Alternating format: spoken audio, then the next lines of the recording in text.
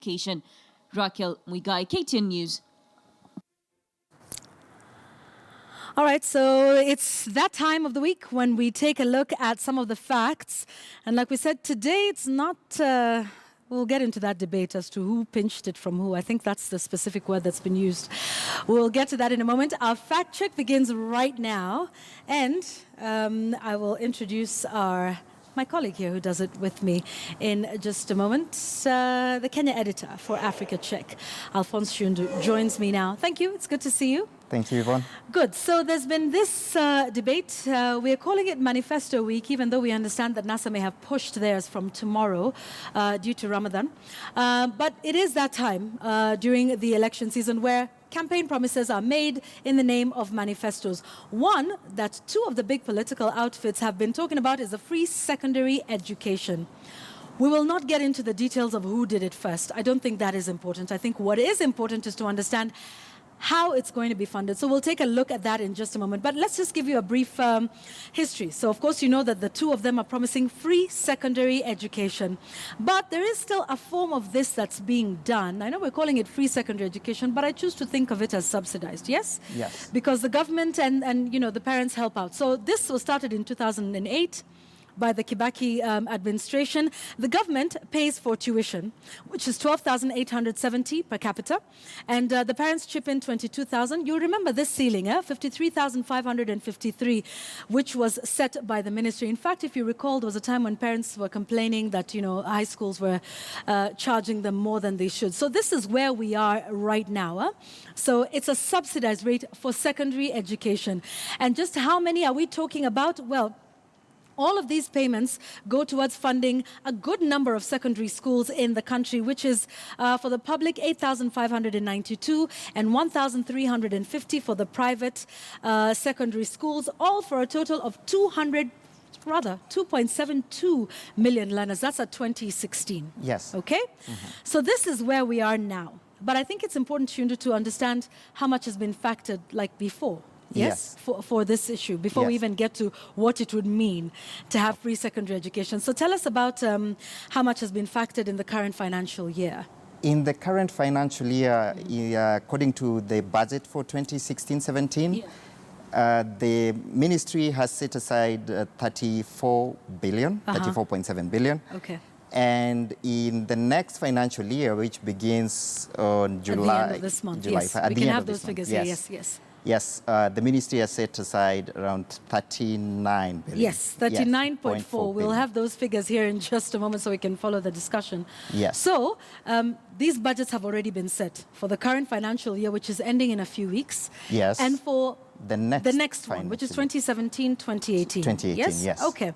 So those are the figures there. But let's move on quickly. So, Shundu, what would it cost to fund free secondary education in this country? Like totally free. Like I would walk in and walk out with a KCSE certificate in 4 years. The digging that we have done shows that the government would need to spend nearly 4 times what it's spending right now, because you're looking at 2.72 million children. Yes. According to the report of Kileme Mwiria that was used to sort of work out the numbers for the capitation, that report says it takes 22,000 shillings per year for a secondary school student.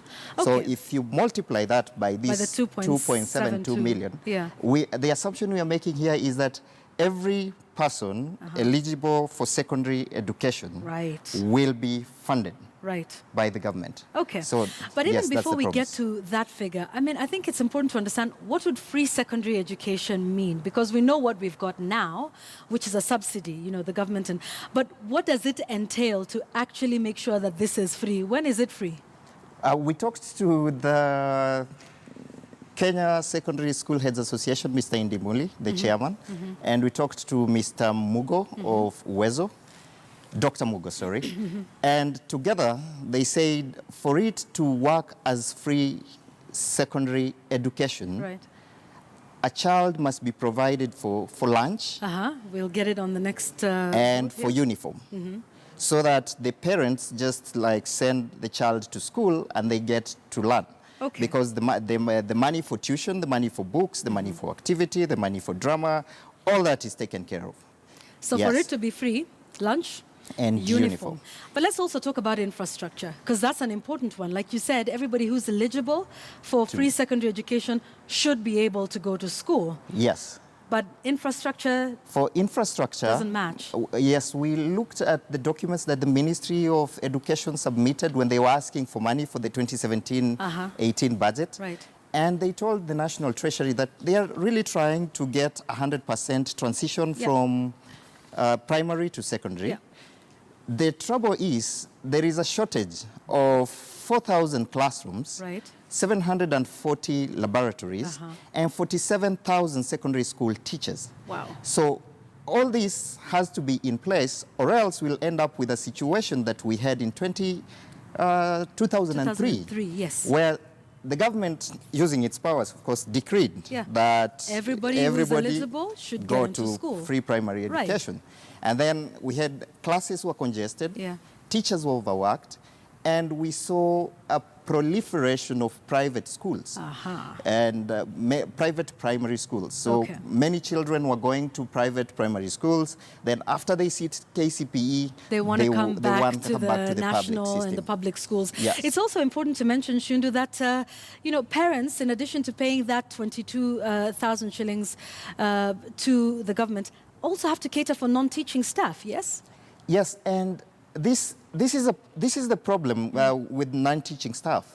No school has the same amount of non-teaching staff as the other. But this varies because some schools are boarding schools, so they have to hire guards and cooks. Right. Then if you have 300 students in your school, you would need to hire a different number of people than a school that has 100 even, or 1,000. Yes. Okay.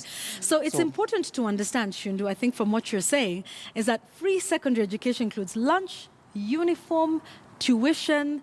They would have to cater for the shortfall of teachers, to build more classrooms. So let's talk about this cost now. This is what you were saying earlier. So this is what I was saying earlier. Yeah. So if you multiply the 22,000 that it takes to educate person, and these are 2015 figures, we haven't added inflation. Right. So Right. if you multiply with that, you get 60.5 billion times the number Of learners. the number of learners. Okay. And then when we have lunch and uniform, now this one also we haven't added inflation, but when you look at the Kilemimwiri report, they say that lunch would cost 9,000 and between 9,000 and 10,000 depending on where the school is situated Per capita. per year. Yes. Per year. Per year per Okay. student. All right. And then when you work that out, and uniform was working out to 4,500 to 5,400, so we to 6,500. So we did an average which was 5,400. Yeah. And when you do that, you get 39.5 billion. Yeah. Now, 30.9. Oh, 39.5, yes, for lunch and uniform. And then Right. the same report, Yeah. now the education report, we looked at the cost of a secondary school teacher per year, and it works to 649,000 thereabouts. Okay. So if you multiply that by the shortfall that would shortfall be of needed, teachers, yes. you get 30.9 billion. Now, if you add all that, you getting around 140 billion.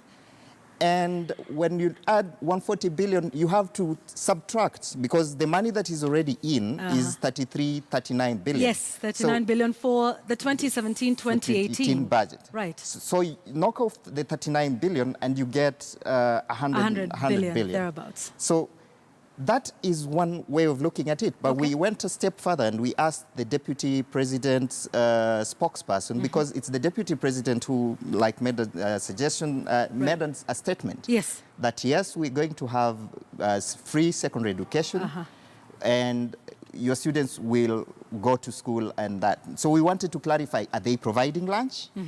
So he said they will provide lunch, but they are not paying for uniform. All right. Now, when we asked Dr. Mugo about that, he said, if you're not paying, because there are studies that have been done by reputable universities and reputable researchers and institutes who say that when you say free and you tell parents to buy uniforms, some are so poor that they can't afford. It's free, but... Yes, but you buy uniform. But it's not really free. Yes. Okay, so this is all these figures that we're talking about, and both NASA and Jubilee say this is something that's going to happen. In fact, NASA goes a step higher to become even more ambitious to say this will be done by September.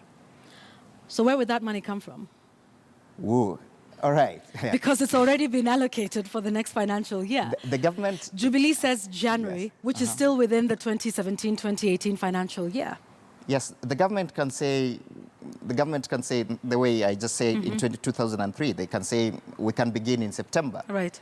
But when you say you can begin in September, when you are, the people in that government have told you they can only absorb 80% of those who sit KCPE, then you are creating a scenario where you will have a congested classroom, and the quality of the teaching will go down, because the standard number is to have at least 45 yes, per students per yeah. classroom. Yeah. Now, if you say that, and the other thing to point out is there are people who dropped out.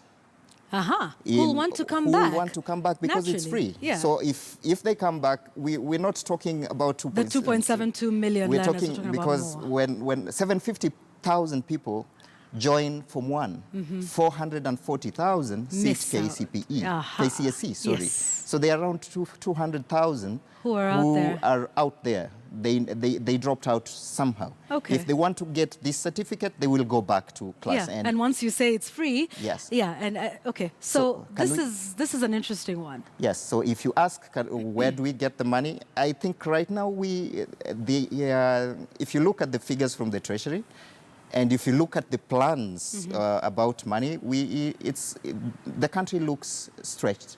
Okay. And the experts we spoke to, most of them told us that it portends either increased taxation or increased borrowing. Okay. And we know where we are on borrowing, Yeah. and we're already crying the taxation is hard. So it's for them to give us a plan Right, of as to how this works. they are going to Yes. fund this. Yes, and I think that's important, because then you start to have a picture as to what this means for whoever is promising it, and you can now start to ask those questions, like how is it going to be funded, especially with the manifestos that are coming out over the next 2 or 3 weeks or so. Yes. For more details on this, there's so much more detail we obviously cannot get into.